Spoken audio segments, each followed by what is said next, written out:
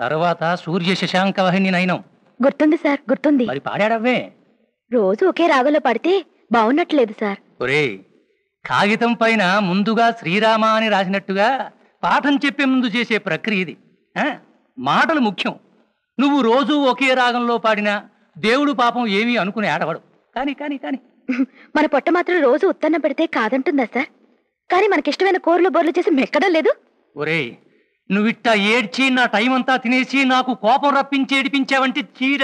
అది కాదు మాస్టారు, నిన్న మామగారు సమయానికి తగ్గు మాట్లాడి అనే కీర్తన నేర్పుతున్నారే, ఆ రాగంలో పాడితే చీరేస్తా. తగు మాట్లాడటానికి ఇది సమయమా?